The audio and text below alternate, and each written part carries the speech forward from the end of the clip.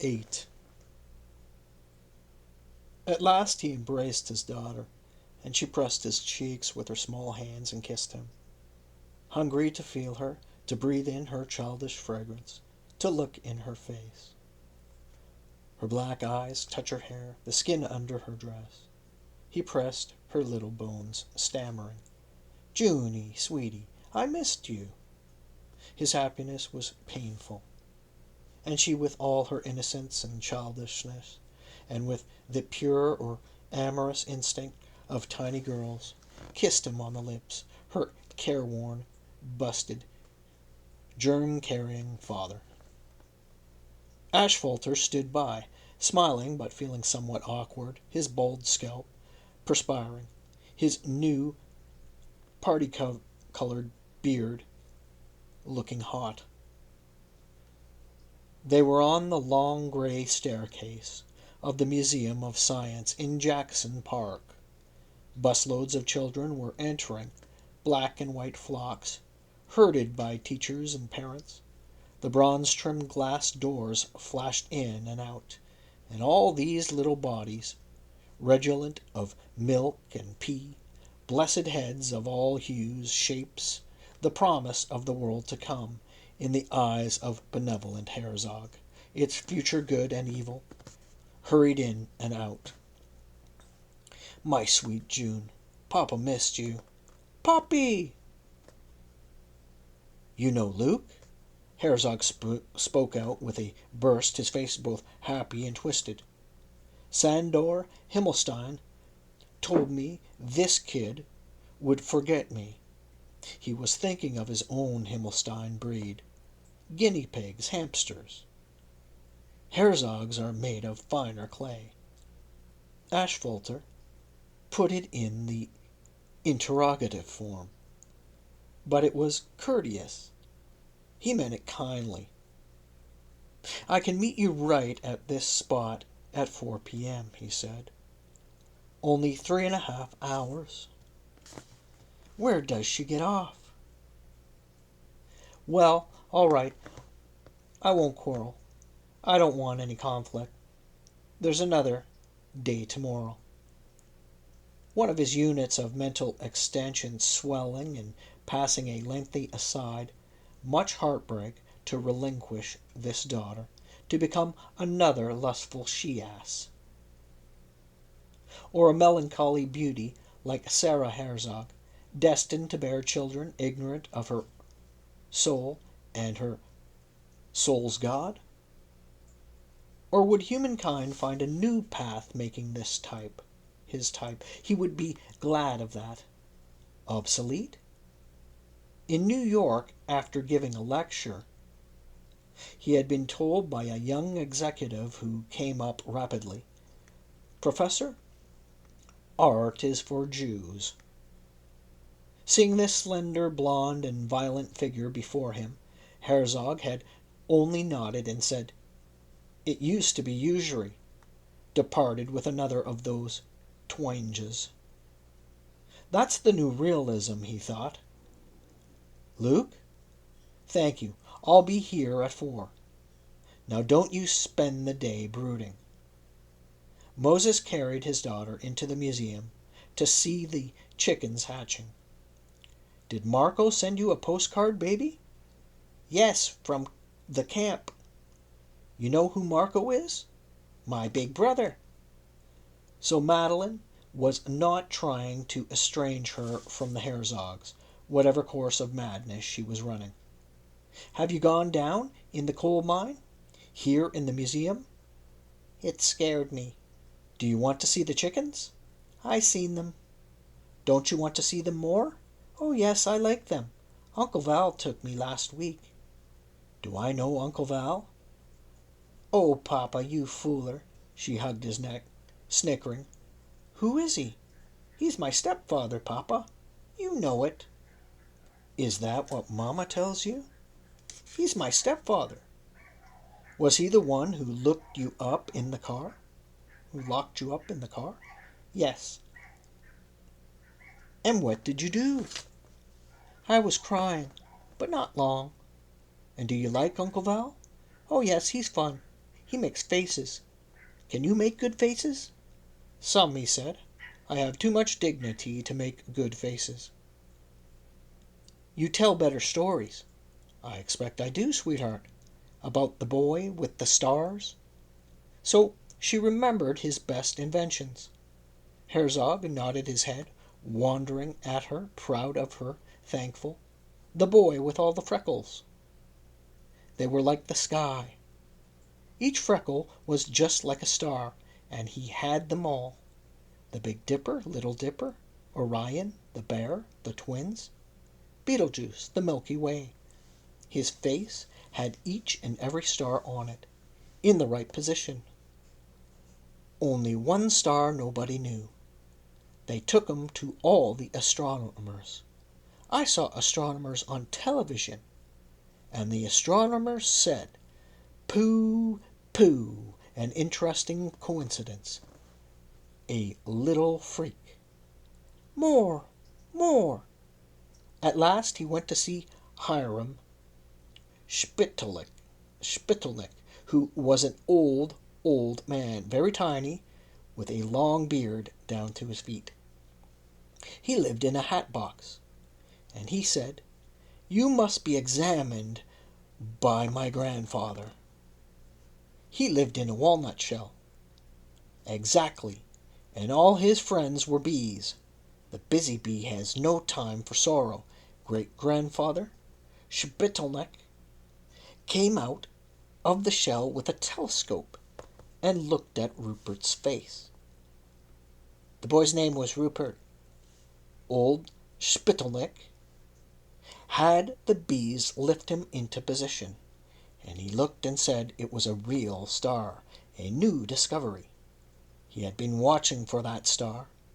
Now, here are the chicks. He held the child on the railing to his left so that she would not press against the pistol, wrapped in her great-grandfather's rubles. These were in his right breast pocket still. "They're yellow," she said. "They keep it hot and bright in there. See that egg wobble? The chick is trying to get out. Soon his bill will go through the shell. Watch." "Papa, you don't shave at our house any more. Why not?" He must stiffen his resistance to heartache now. A kind of necessary hardness was demanded. Otherwise it was, as the savage described, the piano. "You fight in my cry." And this Jewish art of tears must be suppressed. In measured words he answered, "I have my razor in another place." "What does Madeline say?" "She says you didn't want to live with us any more." He kept his anger from the child. "Did she?" "Well, I always want to be with you. I just can't." "Why?" "Because I'm a man and men have work."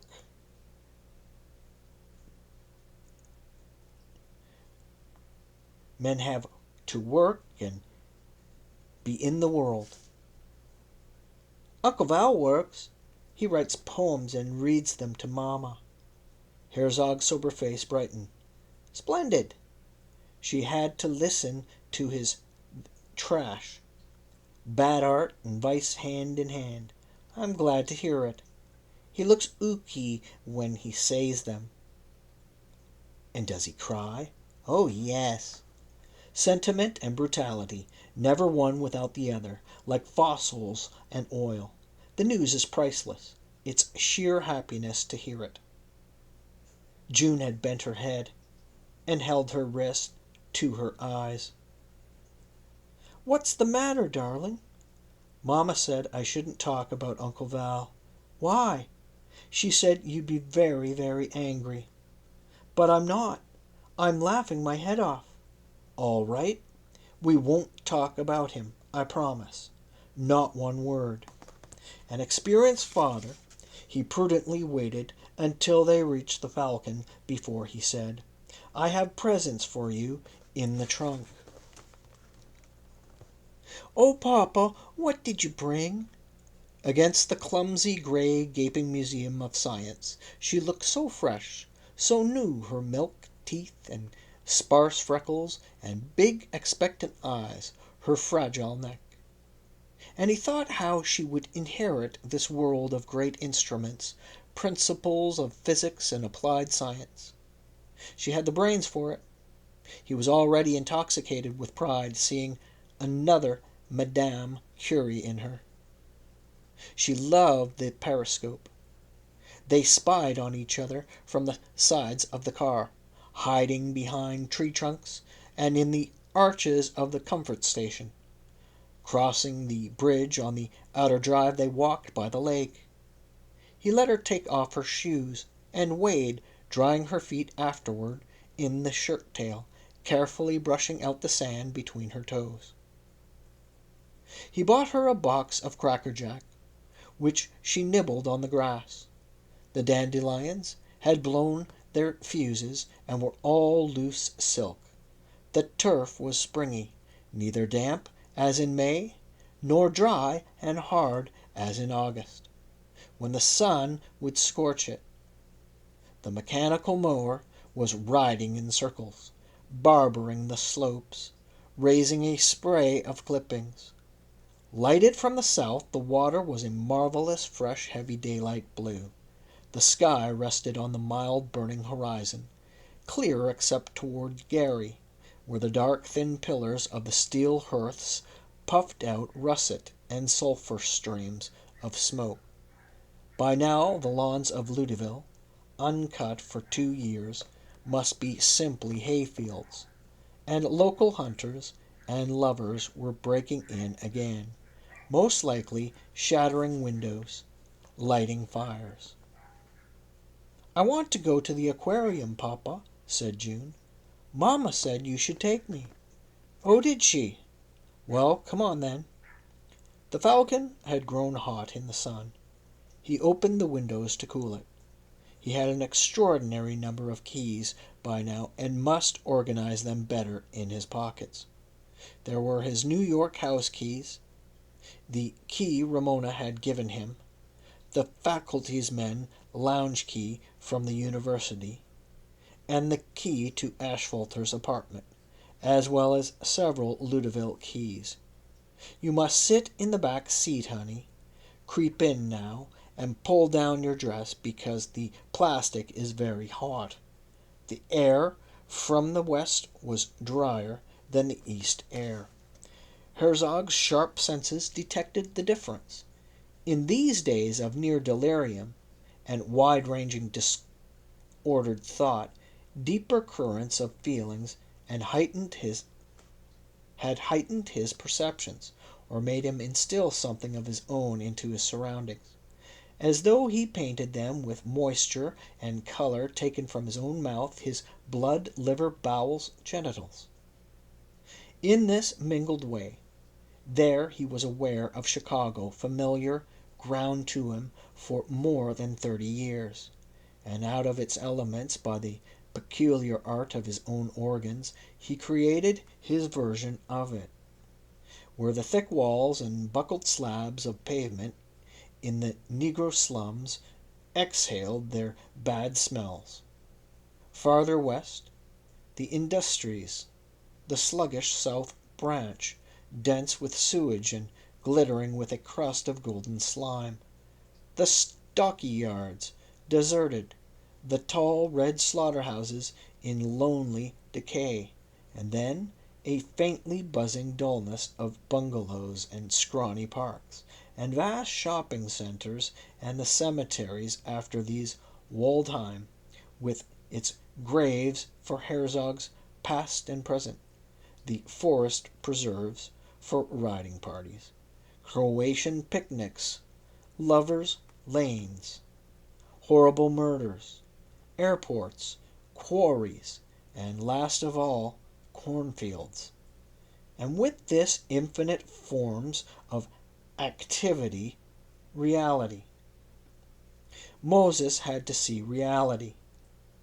Perhaps he was somewhat spared from it so that he might see it better, not fall asleep in its thick embrace. Awareness was his work. Extended consciousness was his line, his business. Vigilance.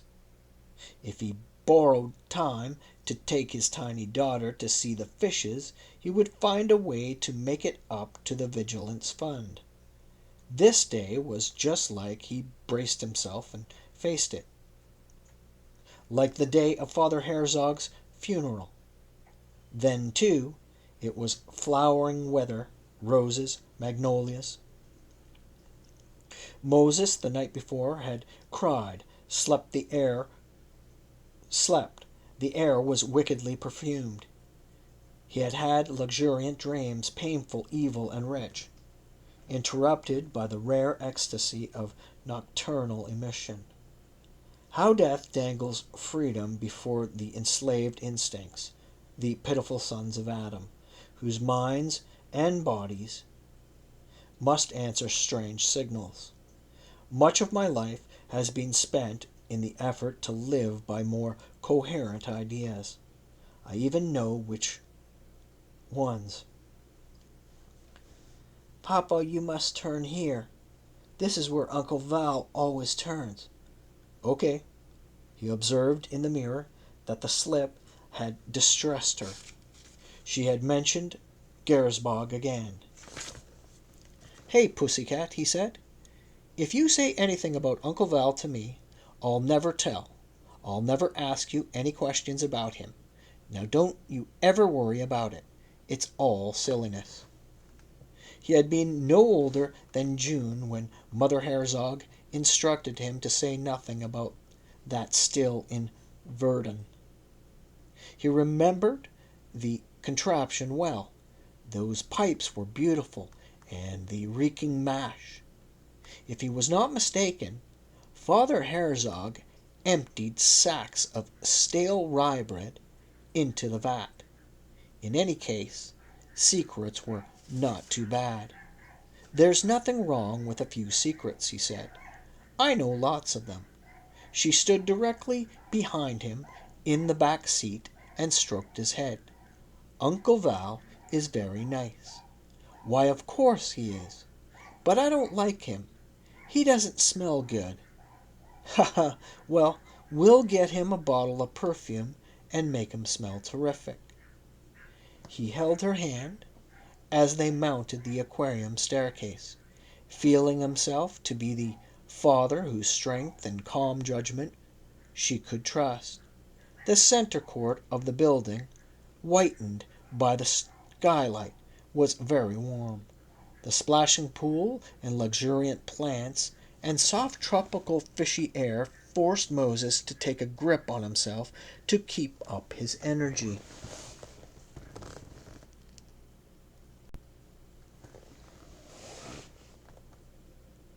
What do you want to see first? The big turtles. They went up and down the obscure gold and green alleys. This fast little fish is called the human humu ili ili from Hawaii. This slithering beast is the stingray and has teeth and venom in its tail. And these are lampreys, related to hagfish. They fasten their sucker mouths on other fish and drink until they kill them. Over there you see the rainbow fish. No turtles in this aisle, but look at those great things at the end. Sharks? I saw the dolphins at Brookfield, said June. They wear sailor hats, ring a bell. They can dance on their tails and play basketball. Herzog picked her up and carried her. These children's outings, perhaps because they were pervaded with so much emotion, were always exhausting. Often, after a day with Marco, Moses had to put a cold compress on his eyes and lie down. It seemed his fate to be the visiting father, an apparition who faded in and out of the children's lives. But this particular sensitivity about meeting and parting had to be tamed. Such trembling sorrow. he tried to think what term Freud had for it. Partial return of repressed traumatic material, ultimately traceable to the death instinct, should not be imparted to children, not that tremulous lifelong swoon to death. This same emotion, as Herzog, the student, was aware, was held to be the womb of cities, heavenly as well as earthly, mankind being unable to part with its beloved or its dead in this world or the next.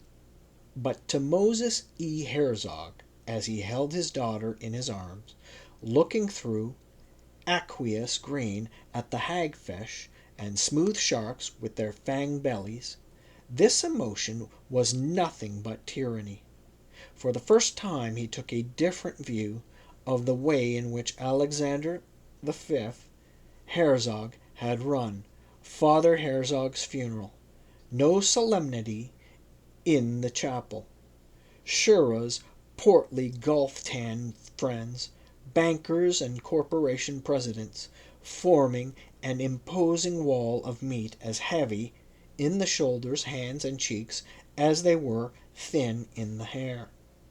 Then there was the cortege. City Hall had sent a motorcycle escort in recognition of Shura Herzog's civic importance.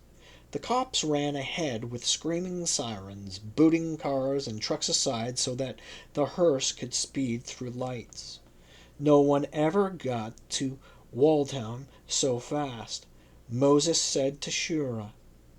While he lived, Papa had the cops at his back. Now, Helen, Willie, all 4 children in the limousine laughed softly at the remark. Then, as the coffin was lowered and Moses and the others wept, Shura said to him, "Don't carry on like a goddamn immigrant."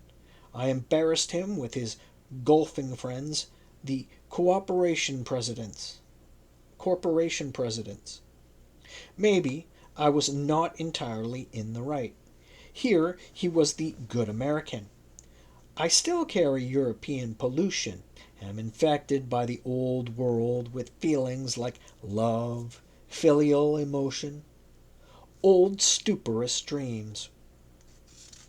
There is the turtle, June shouted. The thing rose from the depths of the tank in its horny breastplate and beaked ahead crazy, lazy, the eyes with eons of indifference, the flippers slowly striving, pushing at the glass, the great scales pinkish yellow or on the back, bearing beautiful lines, black curved plates, mimicking the surface tension of water. It trailed a fuzz of parasitic green. For comparison, they went back to the Mississippi River turtles in the pool at the center. Their sides were red streaked. They dozed on their logs and padded in company with catfish over a bottom shaded by ferns strewn with pennies. The child had now had enough, and so had her father. "I think we'll go and get you a sandwich. It's lunchtime," he said. They left the parking lot carefully enough, Herzog later thought. He was a circumspect driver, but getting his Falcon into the mainstream of traffic, he should perhaps have reckoned with the long curve from the north on which the cars picked up speed.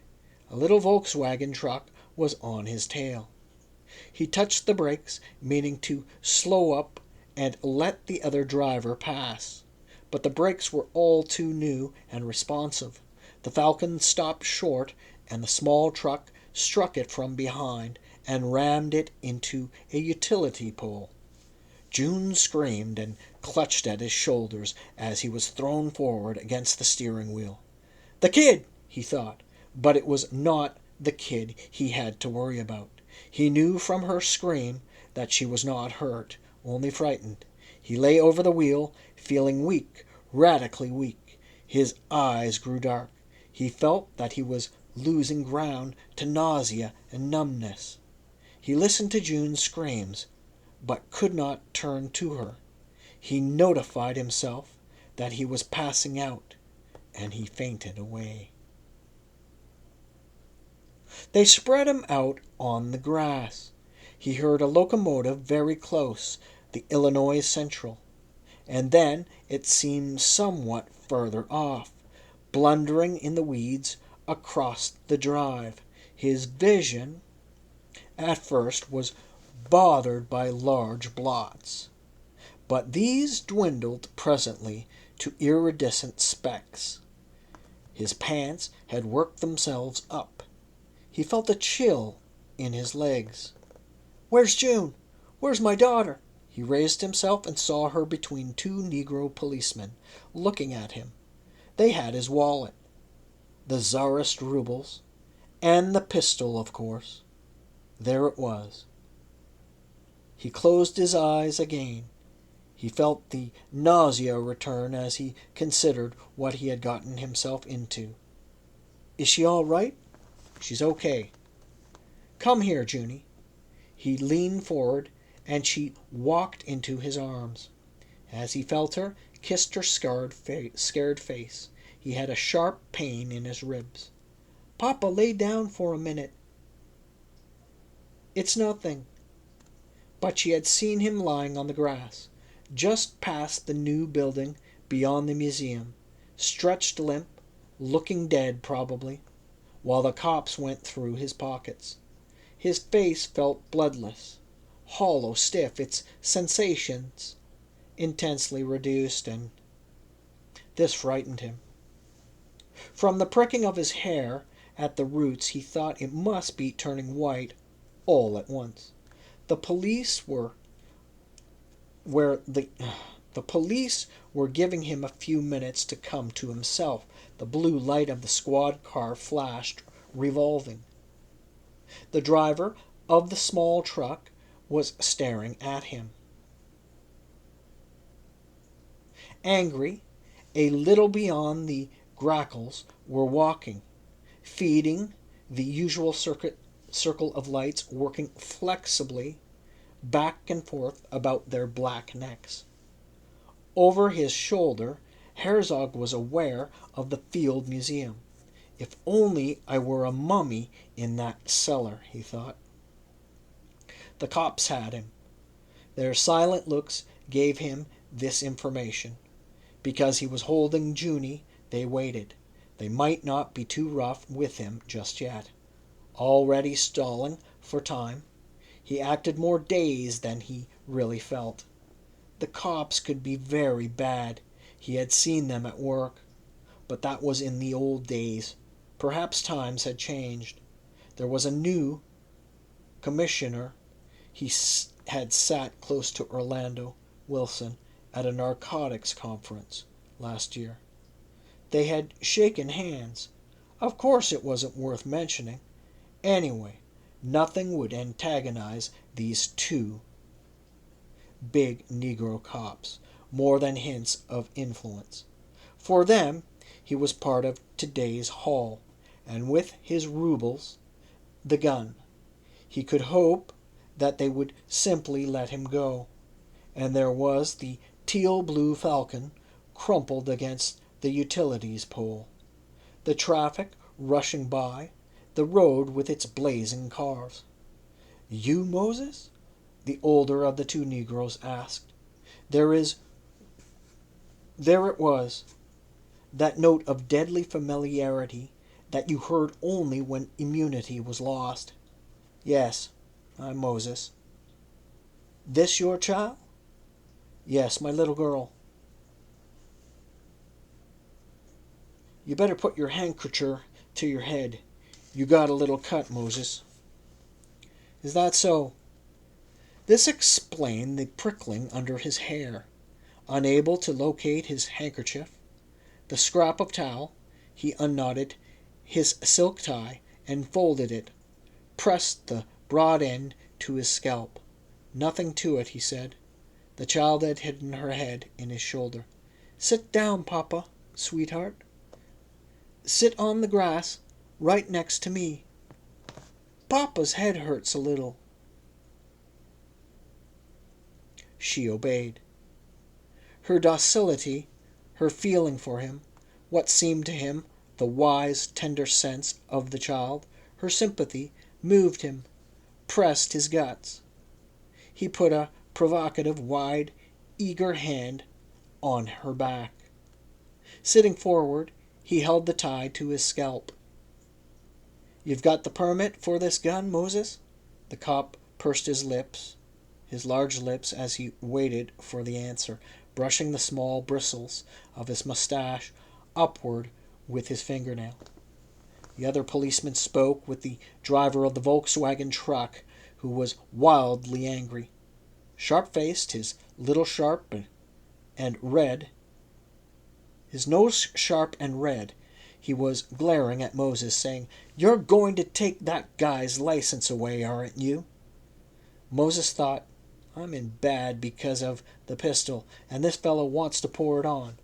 Warned by this indignation, Herzog held his own feelings in. "I asked you once. I ask you again, Moses. You got a permit?" "No, sir, I haven't." "Two bullets in here. Loaded weapon, Moses." "Officer, it was my father's gun.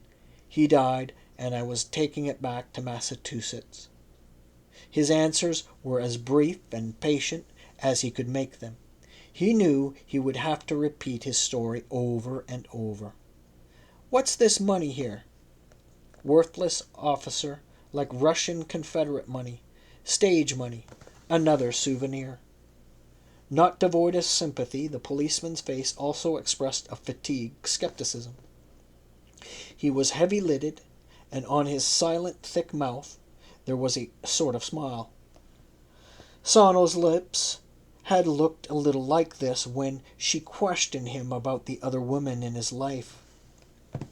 Well, the variety of oddities, alibis, inventions, fantasies the police ran into every day, Herzog making his reckonings as intelligently as he could, though he had a heavy weight of responsibility and dread inside him, believed it might not be so easy for this cop to type him.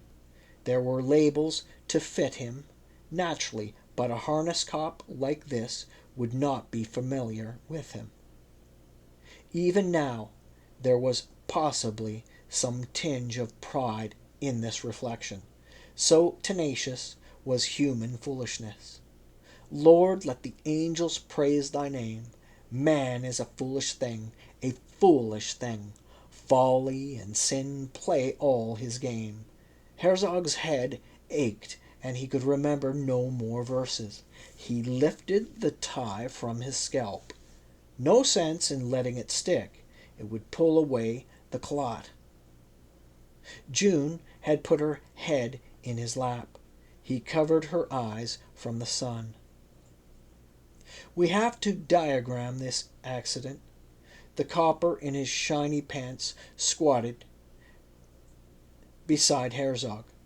From his fat, bulging hips, the cartridge belt looked very different. His own gun hung low, its brown butt of crosshatched metal, and the cartridge belt looked very different from Father Herzog's big, clumsy Cherry Street revolver. "I don't see the title of this Falcon here." The small car was staved in at both ends, the hood gaping like a mussel shell. The engine itself could not be damaged much. No fluids had trickled out. "It's rented. I picked it up at O'Hare. The papers are in the glove compartment," said Herzog. "We got to get these facts here." The policeman opened a folder and began to mark the thick paper of a printed form with his yellow pencil. "You come out of this parking lot. What speed?" "I was creeping. 5-8 miles an hour. I just nosed out." "You didn't see this fellow coming?" "No. The curve was hiding him. I suppose I don't know. But he was right on my bumper when I got into the lane. He bent forward, trying to change his position and ease the pain in his side.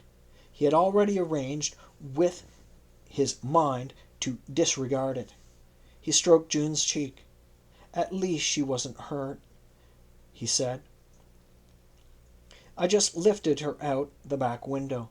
The door got jammed. I looked her over. She's okay." The mustached Negro frowned, as if to make plain that he did not owe Herzog, a man with a loaded gun, any explanations whatever. For it was the possession of this clumsy horse pistol with 2 cartridges, not the accident, that would be the main charge against him. "I'd have blown my brains out if anything happened to her."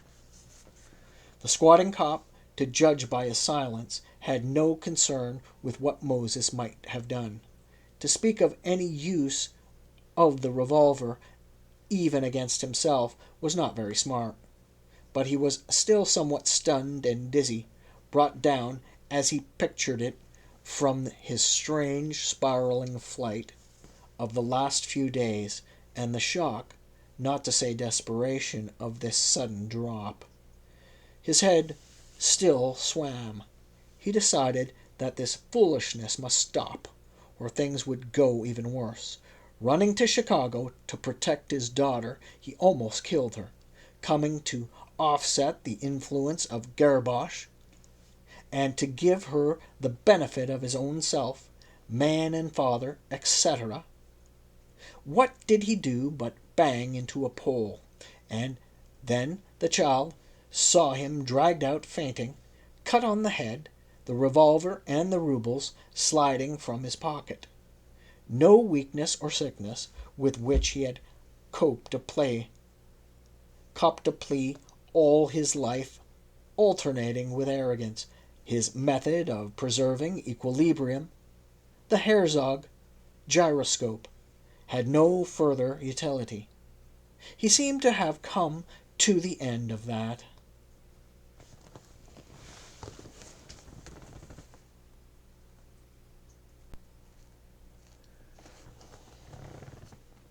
The driver of the Volkswagen Utilities truck in a green jumper was giving his account of the accident. Moses tried to make out the letters stitched in yellow thread over his pocket. Was he from the gas company? No telling. He was laying the whole guilt on him. Of course, it was very inventive, creative. The story deepened every moment. Oh, the grandeur of self-justification, thought Herzog. What genius it brought out in these mortals. Even the most red-nosed. The nipples in this fellow's scalp followed a different pattern from the furrows in his forehead. You could make out his former hairline. By this means, a certain number of skimpy hairs remained. He just cut out in front of me. No signal. Nothing. Why didn't you give him the drunk test? That's drunken driving. Well now, Harold, the older Negro said. What was your speed? Why, Jesus, I was way below the limit. A lot of these company drivers like to give private cars the business, said Herzog. First he cut in front, then he slammed his brake. You mashed him pretty hard. That means you were crowding him. That's right. Looks like to me. The senior policeman pointed 2, 3, 5 times with the rubber tip of his pencil before he spoke another word. He made you consider the road there. Herzog seemed to see the rushing of the Gadarenes swine, multicolored and glittering, not yet come to their cliff. Looks to me like you were pushing him, Harold. He couldn't get in the next lane, so he thought he'd slow and give you a chance to pass. Hit the brake too hard, and you clobbered him. I see from the staple marks on your license. You already got 2 moving violations. That's right, and that's why I've been extra careful. God keep this anger from burning up your scalp, Harold. A very unbecoming red color and all ridges like a dog's palate. Looks like to me if you hadn't been on top of him, you wouldn't have hit him so flush. You'd have tried to turn and got him on the right. Got to write you a ticket, Harold. Then to Moses he said, I got to take you in. You gonna be booked for misdemeanor. This old gun? Loaded. Why, it's nothing. I have no record. Never been booked. They waited for him to get to his feet. Sharp-nosed, the Volkswagen truck driver knitted his ginger brows at him, and under his red, angry stare, Herzog stood and then picked up his daughter. She lost her beret, and as he lifted her, her hair came free beside her cheeks, quite long. He could not bend again to hunt for the tortoiseshell clip. The door of the squad car, perked on a slope, opened wide for him. He could now feel for himself what it was like to be in custody. No one was robbed. No one had died. Still he felt the heavy, deadly shadow lying on him. And this is just like you, Herzog, he said to himself. He could not escape self-accusation. For this big, nickel-plated pistol, whatever he had vaguely intended yesterday to do with it, he should have left today in the flight bag under Ashfalter's sofa. When he had put on his jacket in the morning and felt the awkward weight on his chest, then and there he might have stopped being quixotic. For he was not a quixote, was he? A quixote imitated great models. What models did he imitate? A quixote was a Christian, and Moses E. Herzog was no Christian. This was the post-quixotic, post-Copernican USA, where a mind freely poised in space might discover relationships utterly unsuspected by a 17th century man sealed in his smaller universe. There lay his 20th century advantage. Only they walked over the grass toward the wheeling blue light. In 9/10 of his existence, he was exactly what others were before him. He took the revolver, his purpose as intense as it was diffuse, because he was his father's son. He was almost certain Jonah Herzog, afraid of the police, of revenue inspectors, or of hoodlums, could not stay away from these enemies. He pursued his terrors and challenged them to blast him. Fear, could he take it? Shock, would he survive? Ancient Herzogs, with their psalms and their shawls and beards, would never have touched a revolver. Violence was for the goy. But they were gone, vanished, archaic men. Jonah, for a buck, had bought a gun. And Moses, this morning, had thought, oh, hell, why not? And buttoning the jacket, went down to his car. What are we going to do about this falcon? He asked the police. He stopped, but they pushed him on, saying, don't you worry about that. We'll take care of it. He saw the tow truck coming up with its crane and hook. It, too, had the blue light spinning above its cab.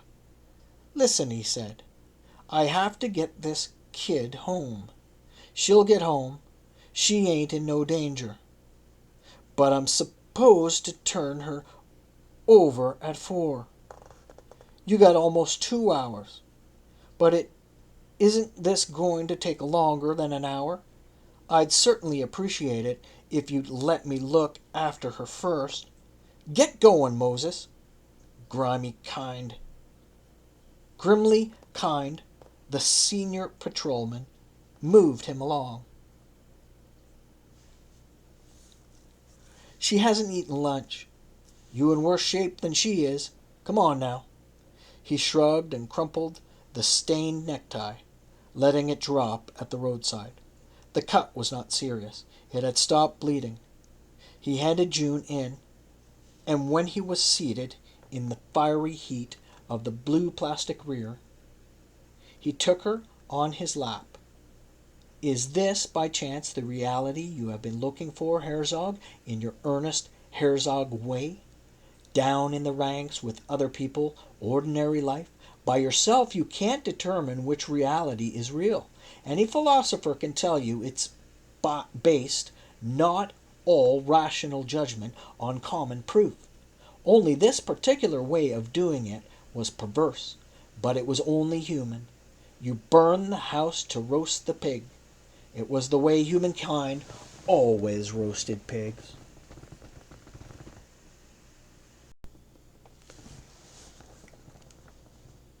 He explained to June, "We're going for a ride, darling." He nodded and was silent. Her face was tearless, clouded, and this was far worse. It hurt him. It tore his heart. As if Madeleine and Gersbach weren't enough, he had to come running with his eager love and excitement, hugging, kissing, periscopes, anxious emotions. She had to see him bleeding from the head. His eyes smarted, and he shut them with thumb and forefinger. The doors slammed. The motor gave a raw snort and raced smoothly, and the dry, rich summer air began to flow in, flavored with exhaust gas. It aggravated his nausea like a forced draft. When the car left the lake front, he opened his eyes on the yellow ugliness of 22nd Street. He recognized the familiar look of summer damnation. Chicago. He smelled the hot reek of chemicals and inks coming from the Donnelly plant. She had watched the cops going through his pockets. At her age, he had seen everything vividly. And everything was beautiful or frightful. He was spattered forever with things that bled or stank. He wondered if she must remember just as keenly. As he remembered chicken slaughtering, as he remembered those fiery squawks when the hens were dragged from the lathe coops, the shit and sawdust and heat and foul musk, and the birds tossed when their throats were cut to bleed to death, head down in tin racks, their claws going, working on the metal shield. Yes, that was on Roy Street, next to the Chinese laundry, where the vermilion tickets fluttered, lettered with black symbols. And this was near the lane. Herzog's heart began to pound. He felt feverish, where he was overtaken by a man one dirty summer evening. The man clapped his hand over his mouth from the back. He hissed something to him as he drew down his pants. His teeth were rotten, and his face stubbled. And between the boy's thighs, his red, skinless, horrible thing passed back and forth, until it burst out foaming. The dogs in the backyards jumped against the fences. They barked and snarled, choking on their saliva, the shrieking dogs, while Moses was held at the throat by the crook of the man's arm. He knew he might be killed. The man might strangle him. How did he know? He guessed. So he simply stood there. Then the man buttoned his army coat and said, "I'm going to give you a nickel, but I have to change this $1. He showed him the bill and told him to wait where he was. Moses watched him recede in the mud of the lane, stooping and gaunt in the long coat, walking swiftly with bad feet. Bad feet, evil feet. Moses remembered almost running, The dogs stopped barking, and he waited, afraid to stir. At last he fitched up his wet pants and went home. He sat on the stoop a while, and then turned up at supper as if nothing had happened. Nothing! He washed his hands at the sink with Willie and came to the table. He ate his soup. And later, when he was in the hospital and the good Christian lady came, the one with the button shoes and the hat pin like a trolley rod, the soft voice and grim looks, she asked him to read for her from the New Testament, and he opened and read, "Suffer the little children to come unto me." Then he turned to another place, and it said, "Give, and it shall be given unto you. Good measure shall men give into your bosom." Well, there is a piece of famous advice, grand advice, even if it is German, to forget what you can't bear. The strong can forget, can shut out history. Very good, even if it is self-flattering. To speak of strength, these aesthetic philosophers, they take a posture, but power sweeps postures away. Still, it's true, you can't go on transposing one nightmare into another. Nietzsche was certainly right about that. The tender-minded must harden themselves. Is this world nothing but a barren lump of coke? No, no, but what sometimes seems a system of prevention, a denial of what every human being knows.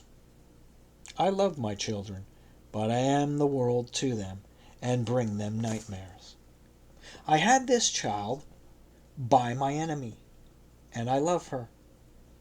The sight of her, the odor of her hair, this minute, makes me tremble with love. Isn't it mysterious how I love the child of my enemy? But a man doesn't need happiness for himself. No, he can put up with any amount of torment, with recollections, with his own familiar evils, despair. And this is the unwritten history of man, his unseen negative accomplishment, his power to do without gratification for himself provided there is something great, something into which his being and all beings can go. He does not need meaning as long as such intensity has scope, because then it is self-evident, it is meaning. But all this has got to stop. By this he meant such things as this ride in the squad car, his filial idea, practically Chinese, of carrying an ugly, useless revolver. To hate, to be in a position to do something about it. Hatred is self-respect. If you want to hold your head up among people. Here was South State Street. Here movie distributors used to hang their garish posters. Tom Mix plunging over a cliff. Now it's only a smooth, empty street where they sell glassware to bars. But what is the philosophy of this generation? Not God is dead. That point was passed long ago. Perhaps it should be stated, death is God. This generation thinks, and this is its thoughts of thoughts, that nothing faithful, vulnerable, fragile can be durable or have any true power. Death waits for these things as a cement floor waits for a dropping light bulb. The brittle shell of glass loses its tiny vacuum with a burst, and that is that. And this is how we teach metaphysics on each other. You think history is the history of loving hearts?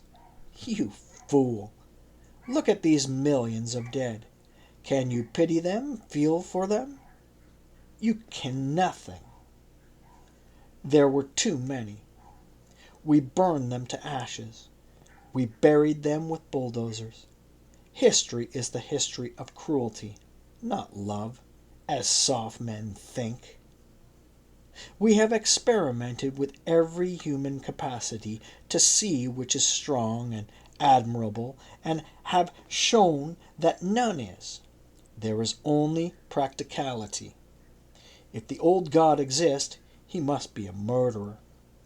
But the one true God is death. This is how it is, without cowardly illusions. Herzog heard this as if it were being spoken slowly inside his head. His hand was wet, and he released June's arm. Perhaps what had made him faint was not the accident, but the premonition of such thoughts. The nausea was only apprehension, excitement, and unbearable intensity of these ideas. The car stopped, as if he had come to police headquarters in a rocking boat. Over the water, he wavered when he got out on the sidewalk. Proudhon says, God is the evil. But after we search in the entrails of world revolution for la foi nouvelle, what happens? The victory of death, not of rationality, not of rational faith. Our own murdering imagination turns out to be the great power, our human imagination, which starts by accusing God of murder. At the bottom of the whole disaster lies the human being's sense of a grievance, and with this I want nothing more to do. It's easier not to exist altogether than accuse God. Far more simple. Cleaner. But no more of that. They handed his daughter out to him and escorted them to the elevator, which seemed roomy enough for a squadron. 2 men who had been pinched, 2 other men in custody, went up with him. This was 11th and State. He remembered it. Dreadful here. Armed men came in, got out. As he was ordered, he followed the stout Negro policeman with the huge hands and wide hips down the corridor. Others walked behind him. He would need a lawyer, and he thought naturally of Sander Himmelstein. He laughed to think what Sander would say. Sander himself used police methods, clever psychology, the same as in the Lubyanka, the same the world over. First he emphasized the brutal, then, when he got the desired results, he relaxed, could afford to be nicer. His words were memorial. His words were memorable. He had screamed that he would drop from the case and let the shysters take Moses over, lock him up back and front, close his mouth, shut his bowels, put a meter on his nose, and charge him by the breath. Yes, those were unforgettable words, the words of the teacher of reality. They were indeed. You'll be glad to think of your death then. You'll step into your coffin as if it were a new sports car. And then I'll leave my wife a rich widow, not too old to screw around either. This he often repeated. It amused Herzog now. Flushed, grimy, his shirt blood-spotted, he thought of it, grinning. I shouldn't look down on old Sander for being so tough. This is his personal brutal version of the popular outlook, the American way of life. And what has my way been? I love little pussy, her coat is so warm, and if I don't hurt her, she'll do me no harm, which represents the childish side of the same creed, from which men are wickedly awakened, and then become snarling realists. Get smart, sucker. Or Tante Tayoub's version of innocent realism. Goethe Seliger, Kaplinsky took care on everything. I ever been looked. I never even looked. But Tante Tayub was canny as well as sweet. Between oblivion and oblivion, the things we do and the things we say. But now, he and June had been brought into a big but closed room, and he was being booked by another Negro policeman, a sergeant. He was well along in years, smoothly wrinkled. His creases were extruded, not internal. His color was dark yellow, Negro gold. He conferred with the arresting policeman, and then looked at the gun, took out the 2 bullets, whispered more questions to the cop in shiny pants, who bent down to whisper secretly. "Okay, you," he then said to Moses. He put on his Ben Franklin spectacles, 2 colonial tablets in thin gold frames. He took up his pen. Name, Herzog, Moses. Middle initial, E, Elkanah. Address, not living in Chicago. The sergeant, fairly patient, said again, "Address?" "Louisville, Massachusetts, and New York City." "Well, all right, Louisville, Massachusetts. No street number." "This your child?" "Yes, sir, my little daughter June." "Where does she live?" "Here in the city with her mother on Harper Avenue." "You divorced?" "Yes, sir. I came to see the child." "I see. You want to put her down?" "No, officer, sergeant," he corrected himself, smiling agreeably. You're being booked, Moses. You weren't drunk, were you? Did you have a drink today?" "I had one last night before I went to sleep. Nothing today. Do you want me to take an alcohol test?" "It won't be necessary. There's no traffic charge against you. We're booking you on account of this gun." Herzog pulled down his daughter's dress. "It's just a souvenir." "Like the money. What kind of dough is this?" "It's Russian from World War I. Just empty your pockets, Moses. Put your stuff down so I can check it over." Without protest, he laid down his money, his notebooks, pens, the scrap of handkerchief, his pocket comb, and his keys. "Seems to me you've got a mess of keys, Moses." "Yes, sir, but I can identify them all." "That's okay. There's no law against keys, excepting if you're a burglar. The only Chicago key is this one with the red mark on it. It's the key to my friend Ashfalter's apartment. He's supposed to meet me at 4 o'clock by the Rosenwald Museum. I've got to get her to him. Well, it ain't 4, and you ain't going anywhere yet. I'd like to phone and head him off. Otherwise, he'll stand waiting." "Well now, Moses, why ain't you bringing the kid straight back to her mother? You see, we're not on speaking terms. We've had too many scrapes. Appears to me you might be scared of her." Herzog was briefly resentful. The remark was calculated to provoke him, but he couldn't afford to be angry now. "No, sir, not exactly." "Then maybe she's scared of you." "This is how we arranged it, with a friend to go between. I haven't seen the woman since last autumn." "Okay, we'll call your buddy and the kid's mama, too," Herzog exclaimed. "Oh, don't call her." "No?" The sergeant gave him an odd smile and rested for a moment in his chair as if he had gotten from him what he wanted. "Sure, we'll bring her down here and see what she's got to say. If she's got a complaint in against you, why, it's worse than just illegal possession of firearms. We'll have you on a bad charge then." "There isn't any complaint, Sergeant. You can check that in the files without making her come all this way.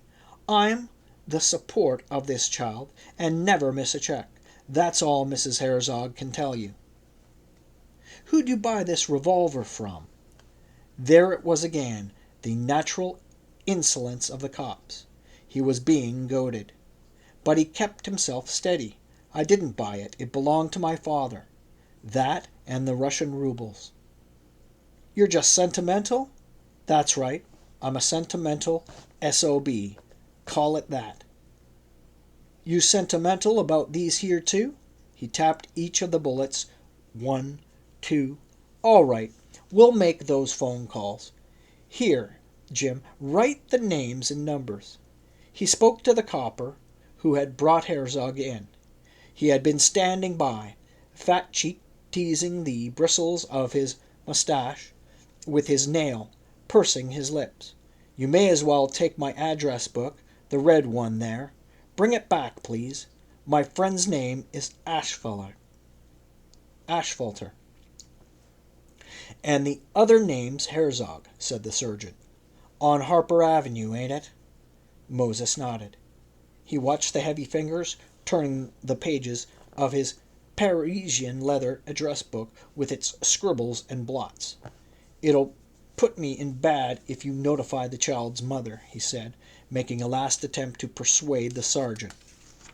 Why wouldn't it be the same if you if my friend Ashfalter came here? Go on, Jim. The Negro marked the places with red pencil and went. Moses made a special effort to keep a neutral look. No defiance, no special pleading, nothing of the slightest personal color. He remembered that he once believed in the appeal of a direct glance, driving aside differences of position accident one human being silently opening his heart to another. This recognition of essence by essence, he smiled inwardly at this. Sweet dreams, those. If he tried looking into the eyes, the sergeant would throw the book at him. So Madeline was coming. Well, let her come. Perhaps that was what he wanted after all, a chance to confront her, straight-nosed and pale. He looked He looked intently at the floor. June changed her position in his arms, stirring the pain in his ribs. Papa's sorry, sweetheart, he said. Next time we'll go see the dolphins. Maybe the sharks were bad luck. You can sit down if you want, said the sergeant. You look a little weak in the legs, Moses. I'd like to phone my brother to send his lawyer, unless I don't need a lawyer if I have to post a bond. You'll have to post one, but I can't say how big yet. Plenty of bondsmen sitting there. He motioned with the back of the hand or with the wag of his wrist, and Moses turned and saw all sorts of people ranged behind him along the walls. In fact, there were two men, he now noticed, loitering near bondsmen by their natty appearance. He neutrally recognized that they were sizing him up as a risk. They had already seen his plane ticket, his keys, pens, rubles, and his wallet. His own car, wrecked on the drive, would have secured a small bond. But a rented car? A man from out of state in a dirty seersucker, no necktie. He didn't look good for a few $100. If it's no more than that, he reflected, I can probably swing it without bothering Will or Shura.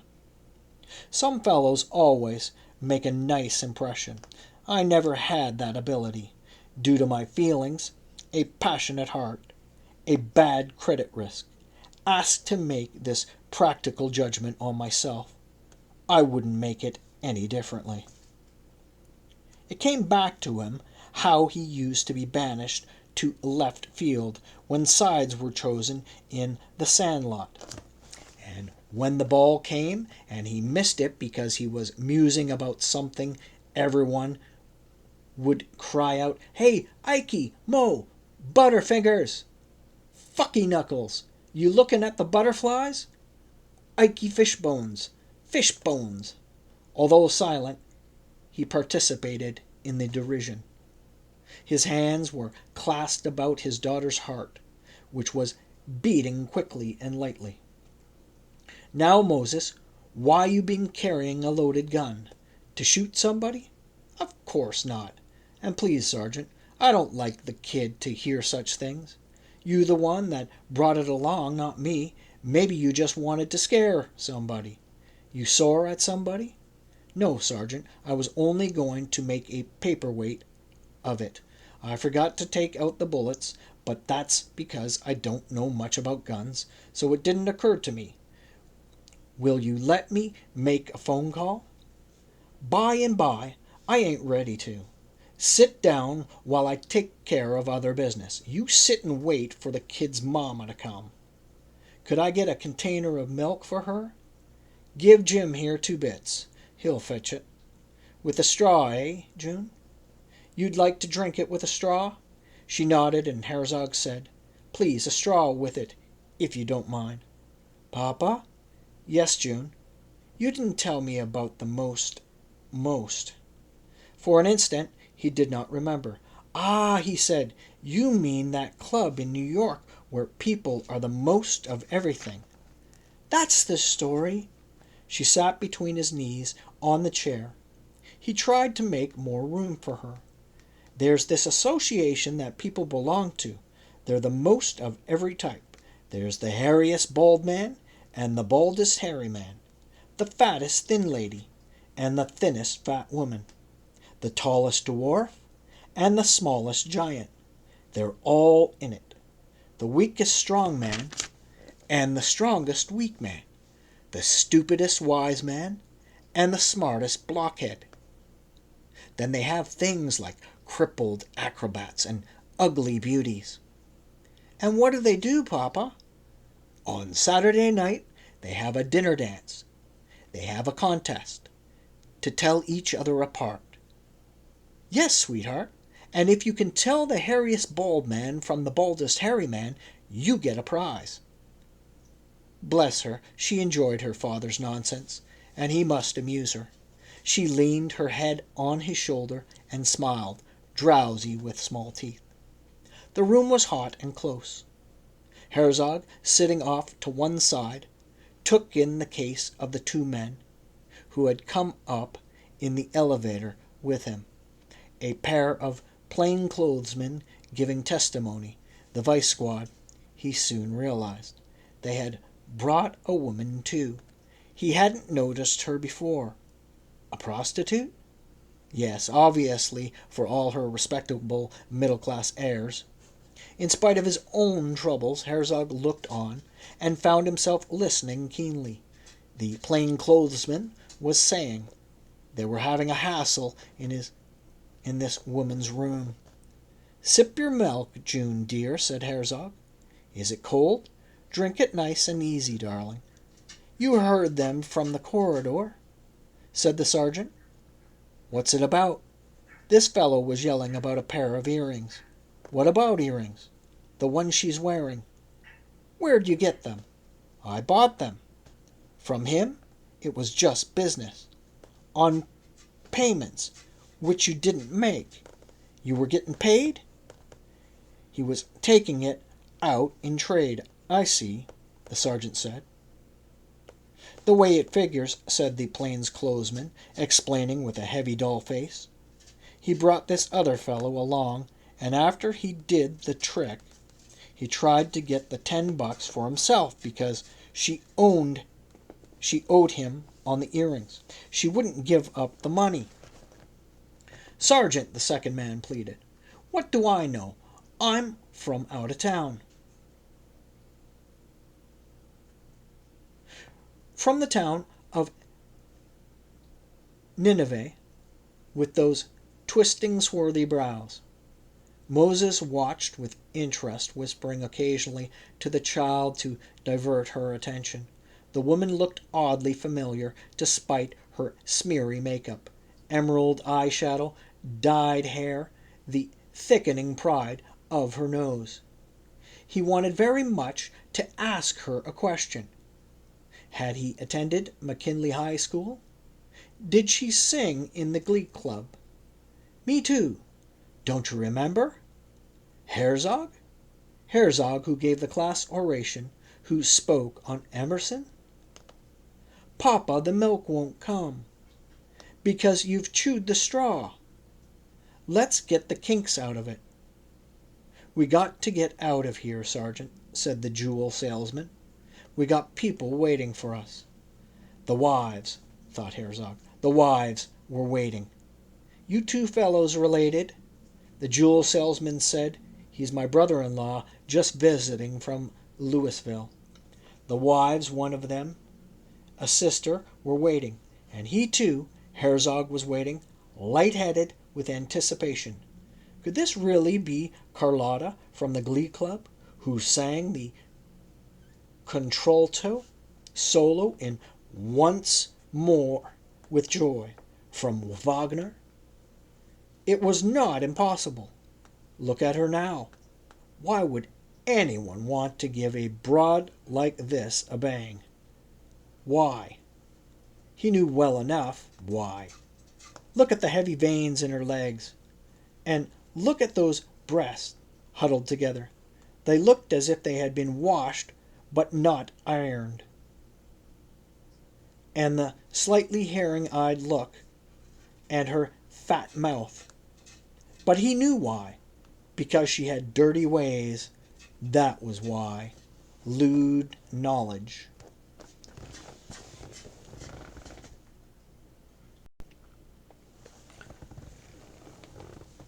At this moment, Madeline arrived. She came in, saying, "Where's my child?" Then she saw June on Herzog's lap, and crossed the room quickly. "Come here to me, baby." She lifted the milk container and put it aside, and took up the girl in her arms. Herzog felt the blood beating in his eardrums, and a great pressure at the back of the head. It was necessary that Madeline should see him, but her look was devoid of intimate recognition. Coldly she turned from him, her brow twitching. "Is the child all right?" she said. The sergeant motioned to the vice squad to make way. "She's fine. If she had even a scratch on her, we'd have taken her to Michael Reese." Madeline exclaimed. Madeline examined June's arms. Her legs felt her with nervous hands.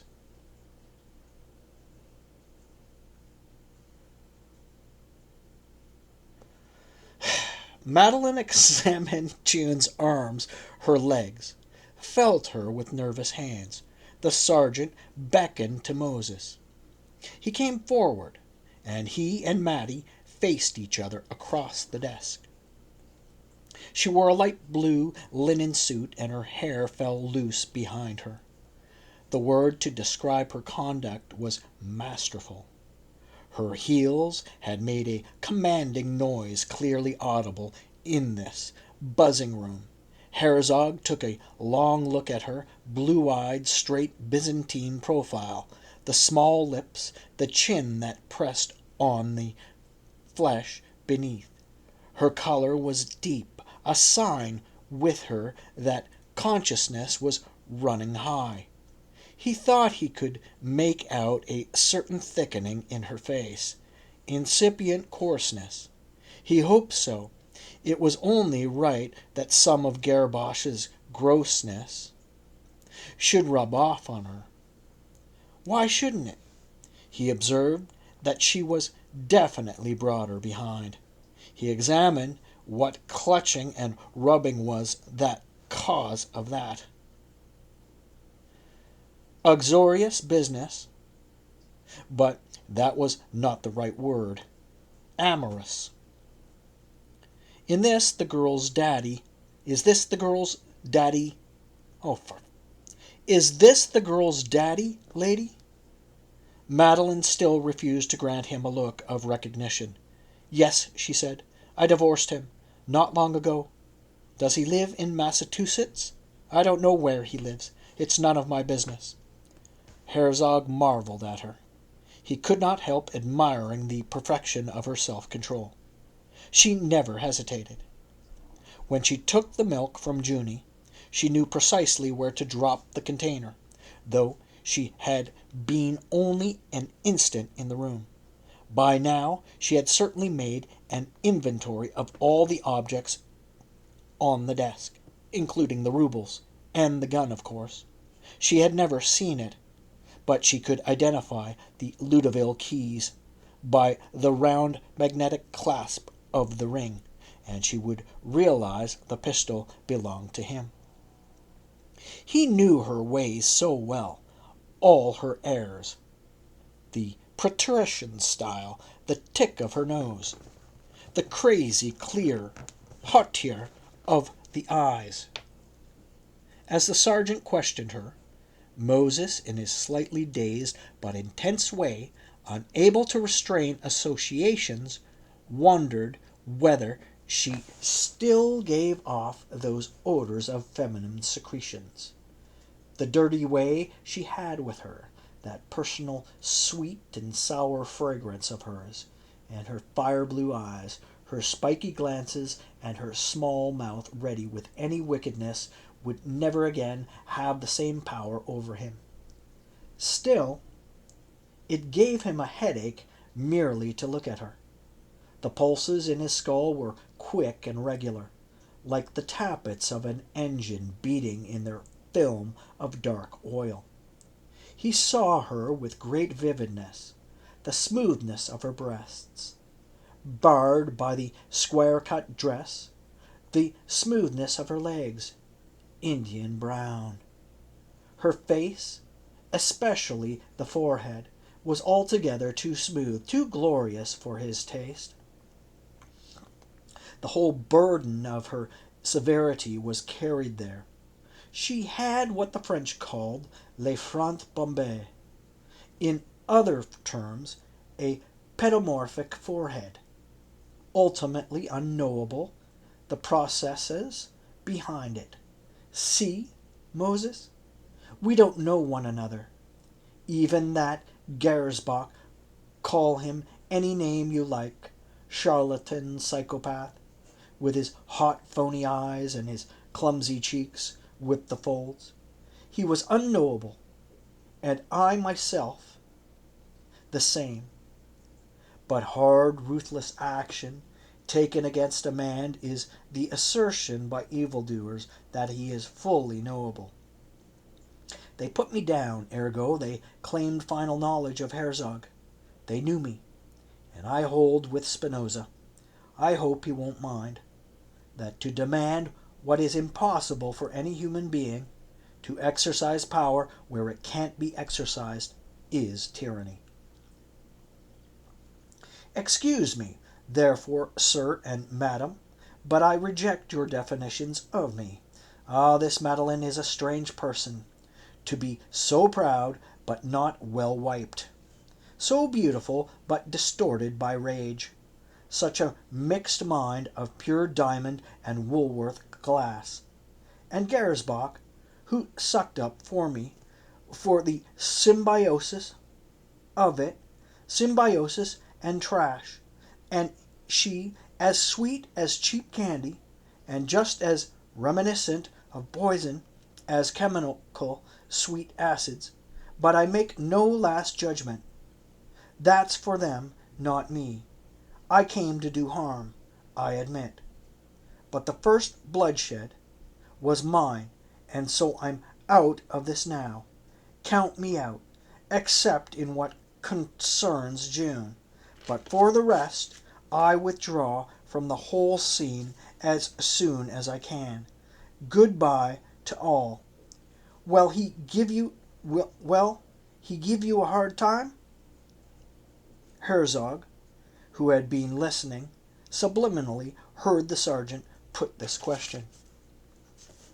He said tersely to Madeline, "Watch it, if you please. Let's not have unnecessary trouble."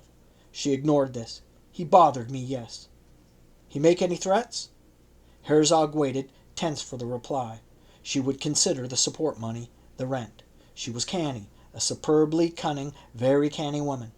But there was also the violence of her hatred, and that hatred had a fringe of insanity. "No, not directly to me. I haven't seen him since last October." "To who, then?" the sergeant pressed her.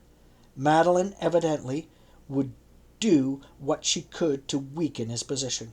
She was aware that her relations with Gersbach offered grounds for a custody suit, and she would therefore make the most of his present weakness, his idiocy. His psychiatrist, she said, saw fit to warn me. Saw fit? Of what? said Herzog. Still she spoke only to the sergeant. He said he was concerned. Dr. Edvig is his name, if you want to talk to him. He felt it necessary to advise me. Edvig is a sucker. He's a fool, said Herzog. Madeline's color was very high, her throat flushed, like pink, like rose quartz, and the curious tinge had come into her eyes. He knew what this moment was to her. Happiness.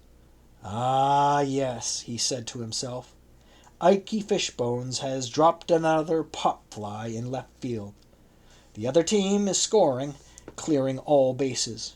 She was making brilliant use of error. Do you recognize this gun? The sergeant held it in his yellow palm, turning it over with delicate fingers like a fish, a perch. The radiance of her look, as it rested on the gun, was deeper than any sexual expression he had ever seen on her face. It's his, isn't it? She said. The bullets, too? He recognized the hard, clear look of joy in her eyes. Her lips were pressed shut. He had it on him. Do you know it? No, but I'm not surprised. Moses was watching June now. Her face was clouded again. She seemed to frown. Did you ever file a complaint against Moses here? No, said Mattie. I didn't actually do that. She took a sharp breath. She was about to plunge into something. Sergeant, said Herzog, I told you there was no complaint. Ask her if I've ever missed a single support check. Madeline said, I did give his photograph to the Hyde Park police. He warned her that she was going too far. Madeline, he said. Shut it up, Moses, said the sergeant. What was that for, lady? In case he prowled around the house, to alert them. Herzog shook his head, partly at himself. He had made the kind of mistake today that belonged to an earlier period.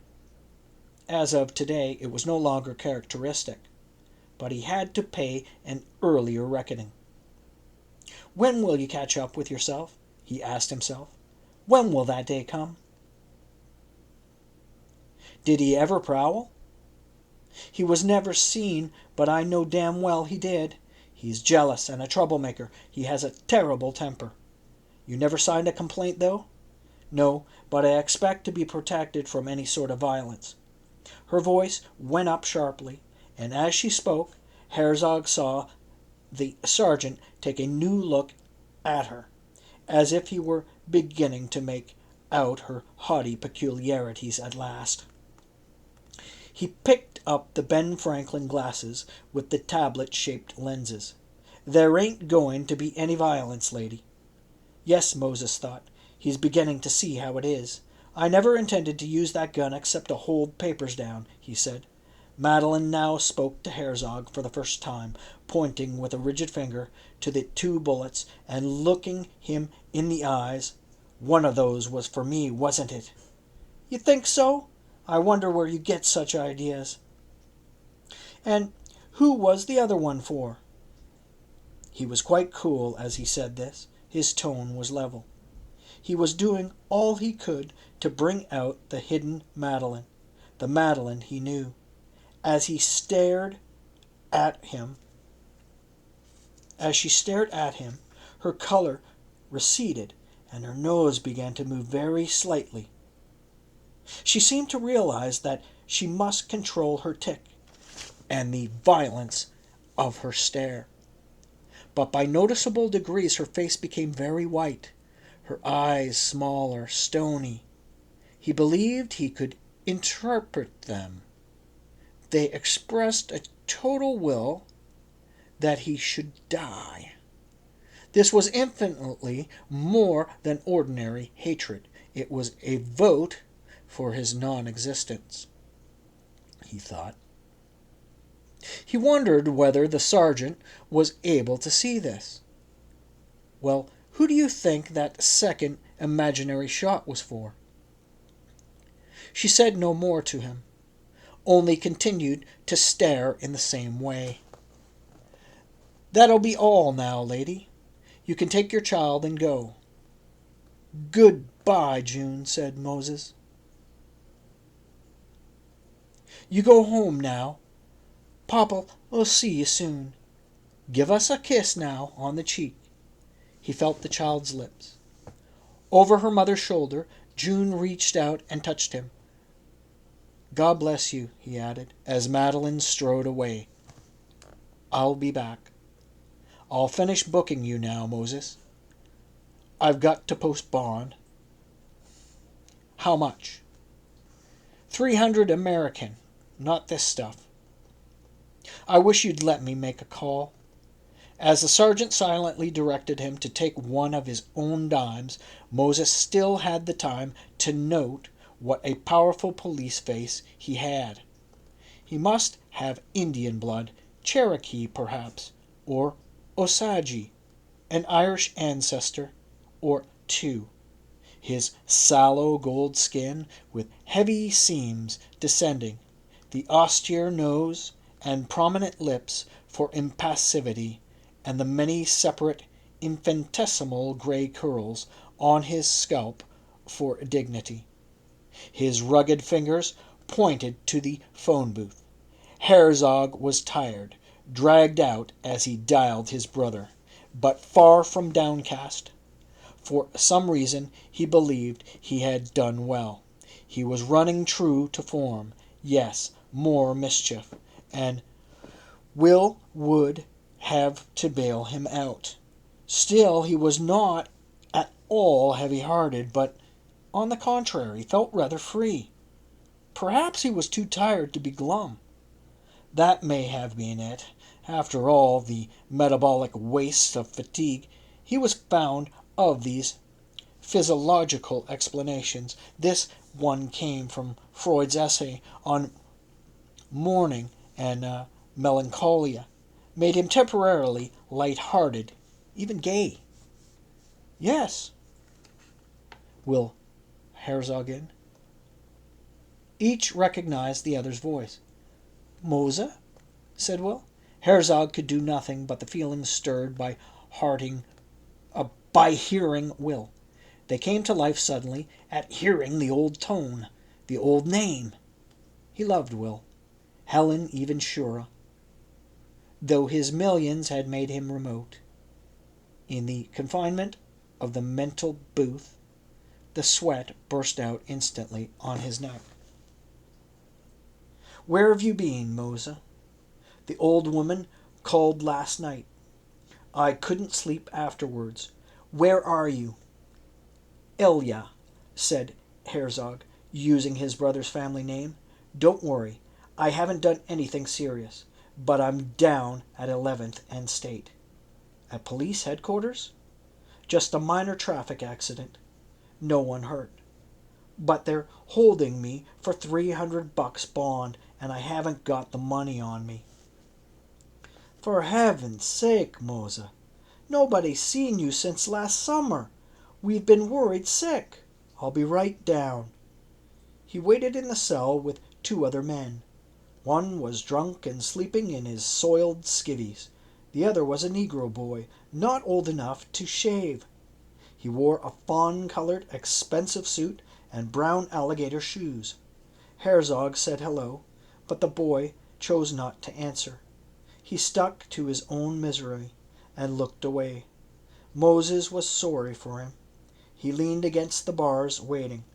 The wrong side of the bars. He felt it with his cheek. And here were the toilet bowl, the bare metal bunk, and the files and the flies on the ceiling.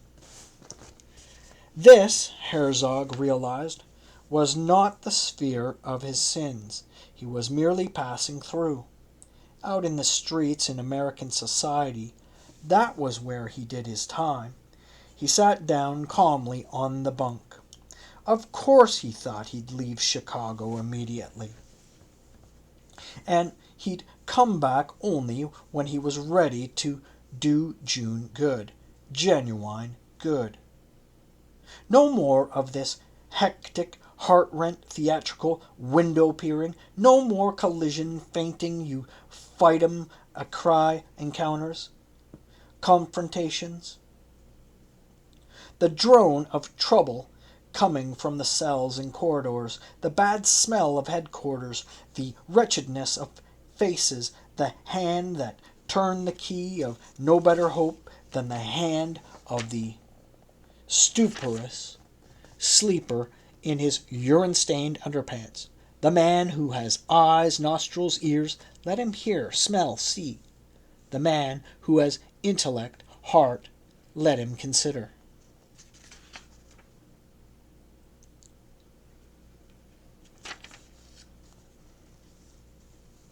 Sitting as comfortably as the pain in his ribs would permit, Herzog even jotted a few memoranda to himself.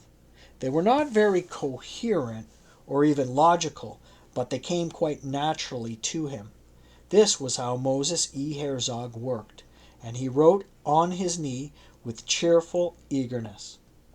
Clumsy, inexact machinery of civil peace. Paleotechnic, as the man would say.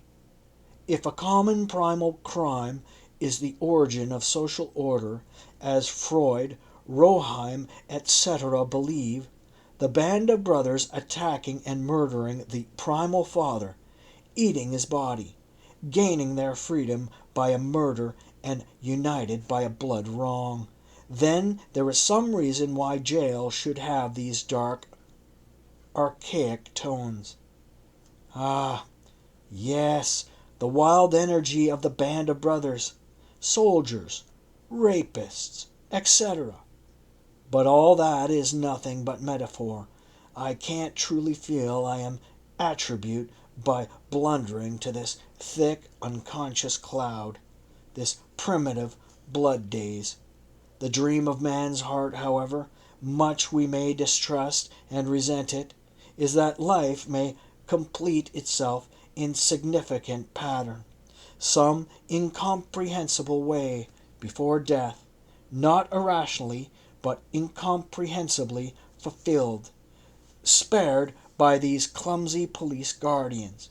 You get one last chance to know justice, truth.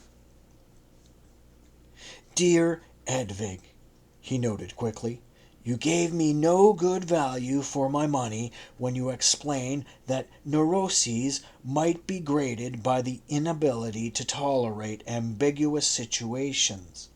I have just read a certain verdict in Madeline's eyes for cowards not being. Her disorder is superclarity.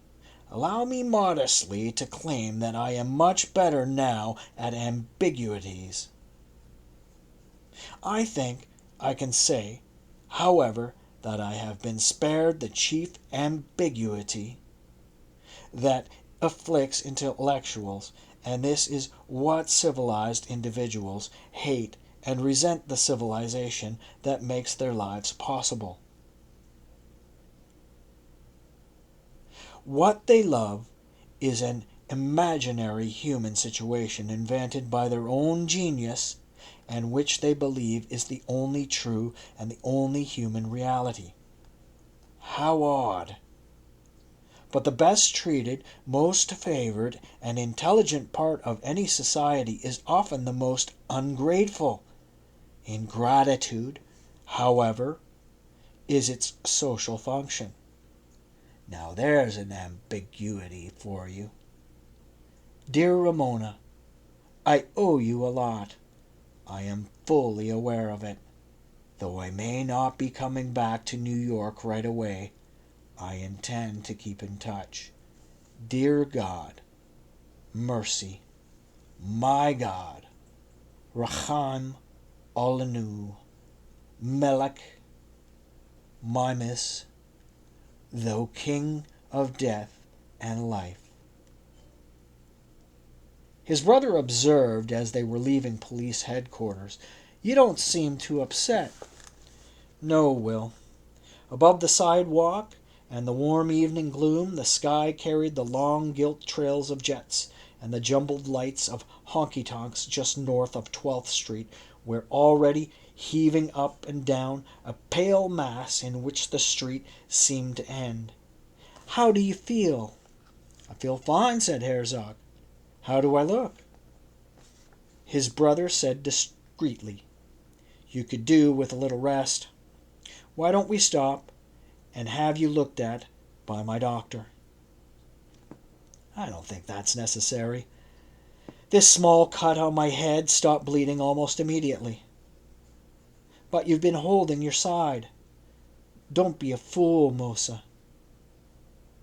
Will was an undemonstrative man, substantial, shrewd, quiet, shorter than his brother, but with thicker, darker hair. In a family of passionately expressive people like Father Herzog and Aunt Zipporah, Will had developed a quieter, observant, reticent style. "How's the family, Will? The kids?" "Fine. What have you been doing, Moses?" "Don't go by appearances. There's less to worry about than meets the eye. I'm really in very good shape. Do you remember when we got lost at Lake Wandoega? Floundering in the slime, cutting our feet on those reeds? That was really dangerous. But this is nothing." "What were you doing with that gun?" "You know, I'm no more capable of firing it at someone than Papa was." "You took his watch chain, didn't you?" "I remembered those old rubles in his drawer, and then I took the revolver too. I shouldn't have. At least I ought to have emptied it. It was just one of those dumb impulses. Let's forget it." "All right," said Will. "I don't mean to embarrass you. That's not the point." "I know what it is," Herzog said. "You're worried." He had to lower his voice to control it. "I love you too, Will." "Yes, I know that. But I haven't behaved very sensibly. From your standpoint, well, from any reasonable standpoint. I brought Madeline to your office so you could see her before I married her. I could tell you didn't approve. I didn't approve of her myself, and she didn't approve of me." "Why did you marry her?" "God ties all kinds of loose ends together. Who knows why? He couldn't care less about my welfare or my ego, that thing of value. All you can say is, there's a red thread spliced with a green or blue, and I wonder why. And then I put all that money into the house in Ludeville. That was simply crazy." "Perhaps not," said Will. "It is real estate after all. Have you tried to sell it?" Will had great faith in real estate. "To whom? How?" "List it with an agent. Maybe I'll come and look it over." "I'd be grateful," said Herzog. "I don't think any buyer in his right mind would touch it. But let me call Dr. Ramsberg, Mosa, and have him examine you. Then come home and have some dinner with us. It would be a treat for the family." "When could you come to Ludeville?" "I've got to go to Boston next week. Then Muriel and I were going out to the Cape. Come by way of Ludeville. It's close to the turnpike. I consider it a tremendous favor. I have to sell that house. Have dinner with us, and we can talk about it." "Will? No. I'm not up to it. Just look at me. I'm stinking dirty, and I'd upset everyone. Like a lousy lost sheep." He laughed. "No, some other time when I'm feeling a little more normal. I look as if I'd just arrived in this country. A DP, just as we arrived from Canada at the old Baltimore and Ohio station on the Michigan Central. God, we were filthy with the soot." William did not share his brother's passion for reminiscence. He was an engineer and technologist, a contractor and builder, a balanced, reasonable person. He was pained to see Moses in such a state.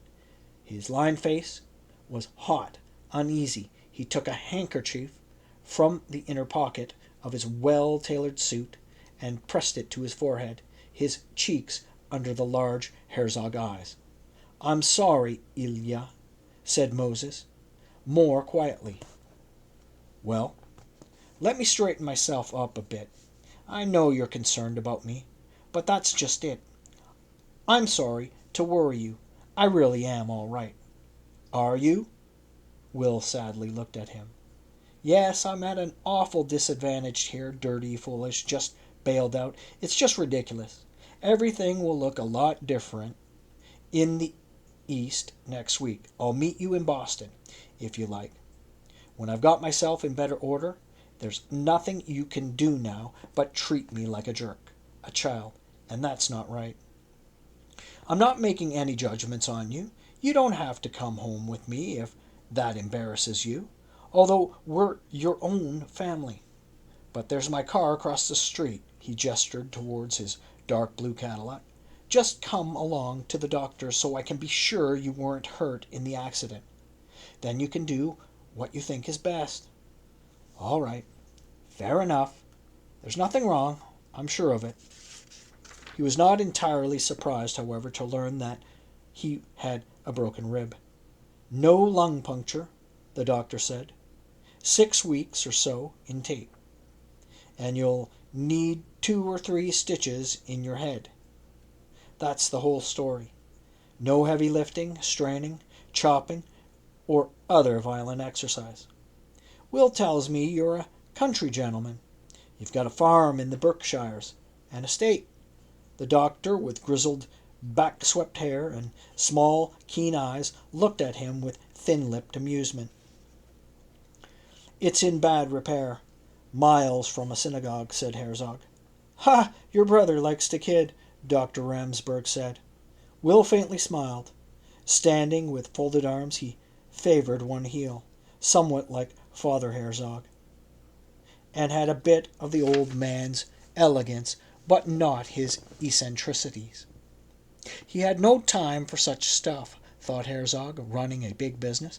No great interest in it. Other things absorb. He's a good man, a very good man, but there's a strange division of functions that I sense, in which I am the specialist in spiritual self-awareness, or emotionalism, or ideas, or nonsense. Perhaps of no real use or relevance except to keep alive primordial feelings of a certain sort. He mixes grout to pump into these new high-risers all over town. He has to be political and deal and wangle and pay off and figure tax angles. All that Papa was inept in, but dreamed he was born to do. Will is a quiet man of duty and routine, has his money, position, influence, and is just as glad to be rid of his private or personal side. Sees me sputtering fire in the wilderness of this world, and pities me, no doubt, for my temperament. Under the old dispensation, as the stumbling ingenious burlap Moses, a heart without guile, in need of protection, a morbid phenomenon, a modern remnant of otherworldliness. Under that former dispensation I would need protection, and it would be gladly offered by him, by the person who knows the world for what it is, whereas a man like me has shown the arbitrary withdrawal of proud subjectivity from the collective and historical progress of mankind. And that is true of lower-class emotional boys and girls who adopt the aesthetic mode, the mode of rich sensibility, seeking to sustain their own version of existence under the crushing weight of mass. What Marx described as that material weight, turning this thing, my personal life, into a circus, into gladiatorial combat, or tamer forms of entertainment, to make a joke of your shame, your ephemeral dimness, and show why you deserve your pain. The white modern lights of the small room were going round, wheeling. Herzog himself felt that he was rotating with them as the doctor wound the medicinal-smelling tapes tightly about his chest. Now, to get rid of all such falsehoods. I have an idea my brother could do with some rest, said Will. What's your opinion, Doctor?" "He looks as if he's been going pretty hard, that's true." "I'm going to spend a week at Lutyville," Moses said. "What I mean is complete rest, bed rest. Yes, I know I seem to be in a state, but it's not a bad state." "Still," said Herzog's brother, "you worry me. A loving brute, a subtle, spoiled, loving man, who can make use of him. He craves use. Where is he needed? Show him the way to make his sacrifice to truth, to order, peace. Oh, that mysterious creature, that Herzog, awkwardly taped, helped into his wrinkled shirt by his brother Will.